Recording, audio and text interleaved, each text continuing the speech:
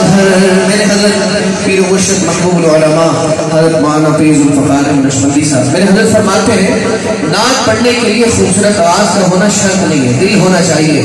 دل میں محبت ہونی چاہیے، جذبہ ہونا چاہیے۔ میں چاہتا ہوں کل قیامت کے دن میرے ہر بھائی کا نام نعت خانوں کی لسٹ میں ہو، مل کر کہیں ذرا ڈھنگ ہے سب دیکھ کر آدھا ادھر آدھا ادھر،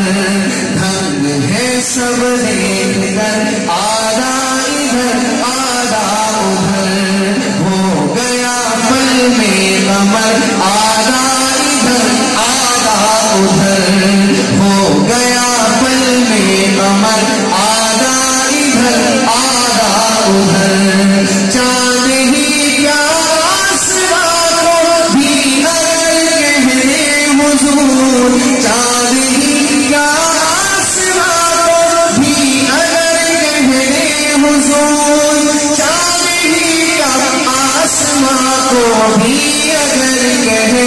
حضور، وہ بھی گرتا ٹوٹ کر آدھا ادھر آدھا ادھر، وہ بھی گرتا ٹوٹ کر آدھا ادھر آدھا ادھر، ہو گیا پل میں کمر آدھا ادھر آدھا ادھر، پوچھا پانے کے گھر میں چھوڑ کر آئے ہو کیا، اس کا پڑھوں گا اور آپ کے چہرے دیکھتا ہوں کہ پوچھا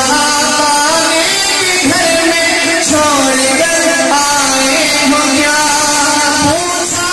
پانے کے گھر میں چھوڑ کر آئے ہو کیا، بولے یہ حضرت عمر آدھا ادھر آدھا ادھر، بولے یہ حضرت عمر آدھا ادھر آدھا ادھر، ہو گیا پل میں کمر آدھا ادھر آدھا ادھر، اور ایک طرف مکے کی سرحد ایک طرف شہر نبی، مسلمان کے دل کی تمنا ہے۔ اگر آپ شعر کو سمجھ جائیں تو انشاءاللہ آپ کو پتہ چلے گا کہ میں کس تمنا کا اظہار کر رہا ہوں کہ ایک طرف مکے کی سرحد ایک طرف شہر نبی، ایک طرف مکے کی سرحد ایک طرف شہر نبی، کاش ہوتا میرا گھر آدھا ادھر آدھا ادھر، کاش ہوتا میرا گھر آدھا ادھر آدھا ادھر، ہو گیا پل میں کمر آدھا ادھر آدھا ادھر، ڈھنگ ہے سب دیکھ کر آدھا ادھر آدھا ادھر، ڈھنگ ہے سب دیکھ کر آدھا ادھر آدھا ادھر، ہو گیا پل میں کمر آدھا ادھر آدھا ادھر، اور حیدر کرار کی تلوار کے اعتبار سے،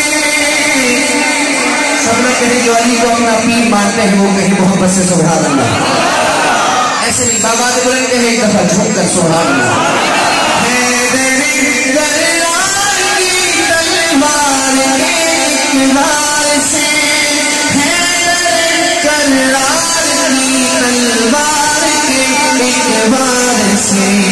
ہو گیا مرحب کا سر آدھا ادھر آدھا ادھر، ہو گیا مرحب کا سر آدھا ادھر آدھا ادھر،